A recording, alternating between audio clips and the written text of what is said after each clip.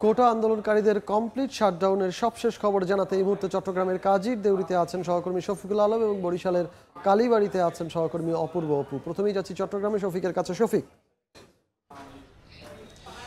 আমি এক কথায় বলতে পারি চট্টগ্রামের বেশ কয়েকটি স্থাপনায় আগুন ধরিয়ে দিয়েছে আন্দোলনকারীরা। এখন কিন্তু চট্টগ্রামের বেশ কিছু এলাকায় কিন্তু তারা অবস্থান নিয়েছে। কিছুক্ষণ আগে চট্টগ্রামের যে বহদ্দাহাট রয়েছে সেখানে পুলিশ বক্সে আগুন ধরিয়ে দিয়েছে আন্দোলনকারীরা। আমরা আজকে সারাদিন ছিলাম, সকাল থেকে কিন্তু পরিস্থিতি স্বাভাবিক থাকলেও কিন্তু 10টার দিকে যখন আন্দোলনকারীরা চট্টগ্রাম শাহমানের সেতু এলাকায় অর্থাৎ নবীতে প্রবেশ পথ যেখানে বসে যায় তখন সেখানে প্রায় 1 ঘন্টা ধরে আন্দোলন ছিল। তখন পুলিশ তাদেরকে সেখান থেকে উঠে যাওয়ার পরামর্শ দিয়েছিলেন, কিন্তু তারা না ওঠার কারণে পুলিশের সাথে তাদের এক ধরনের রণক্ষেত্রে পরিণত হয়। সেই সংঘর্ষের ঘটনা ঘটে এবং পুলিশ টিয়ারশেল এবং রাবার বুলেট ছুড়ে তাদেরকে ছত্রভঙ্গ করে। তখন কিন্তু আন্দোলনকারীরা পুলিশকে লক্ষ্য করে ইট পাটকেল নিক্ষেপ করে। তখন সেখানে বেশ প্রায় 10 থেকে 20-30 মিনিট ধরে সেখানে সেখানে সংঘর্ষের ঘটনা ঘটে। পরে আন্দোলনকারীরা কিন্তু বহদ্দাহাটের দিকে চলে যায়, কিন্তু বহদ্দাহাটে গিয়ে তারা আরও সংগঠিত হয় এবং সেখানে এখন পর্যন্ত আমরা যতটুকু তথ্য আছে বহদ্দাহাট যে মুরাদপুর এবং জিসিপুর সেখানে কিন্তু তারা অবস্থান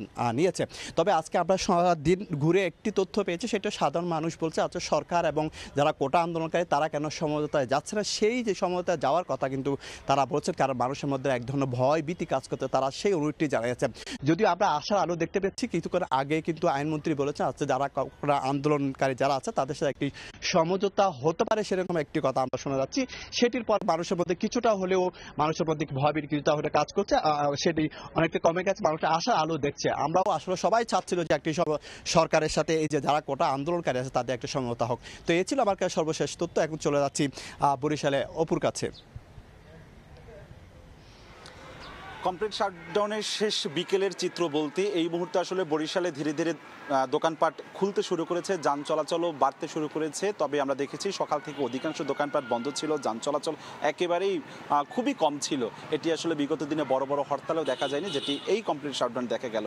এর বাইরে এর আগে জানিয়েছি এর মধ্যে যে জানেন যে বরিশাল বিশ্ববিদ্যালয়ে আজকে ব্যাপক সংঘর্ষ হয়েছে।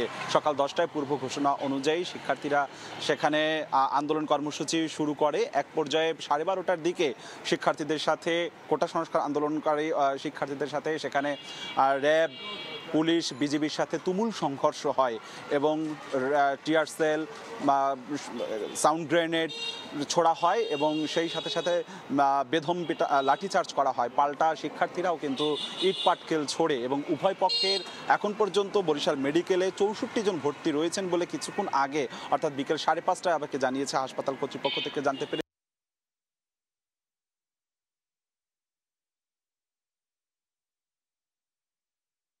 সংবাদ সম্মেলন করে জানিয়েছে আজকে কিন্তু বরিশালে বেশ কয়েকজন সাংবাদিককেও পিটিয়ে আহত করা হয়েছে, তিনি সেই ঘটনার নিন্দা জানিয়েছেন। সমন্বয়ক সুজয় শুভ বরিশাল বিশ্ববিদ্যালয়ে একটি সংবাদ সম্মেলন করে জানিয়েছে যে আজকে কিন্তু বরিশালে বেশ কয়েকজন সাংবাদিককেও পিটিয়ে আহত করা হয়েছে, তিনি সেই ঘটনার নিন্দা জানিয়েছেন। গণমাধ্যমের উপর আঘাত না করবার আহ্বান জানিয়েছেন সুজয় শুভ। সেই সাথে সাথে এক শিক্ষার্থী চোখ বেশি ক্ষতি হয়েছে, তাকে ঢাকায় পাঠানো হয়েছে, 6 জন গুরুতর আহত হয়েছেন বলে অভিযোগ করেছেন সুজয় শুভ। এর বাইরে বিশ্ববিদ্যালয়ের উপাচার্য এর মধ্যে আহত শিক্ষার্থীদেরকে দেখে তাদের চিকিৎসার ব্যয়ভার বহন করেছে। এর বাইরে দুপুর 3টায় ইসলামী আন্দোলন বাংলাদেশ কোটা সংস্কারের পক্ষে বরিশাল শহরের অশ্বিনী কুমার হলের সামনে ব্যাপক একটি শোডাউন করেছে, তারা বিক্ষোভ জানিয়েছে।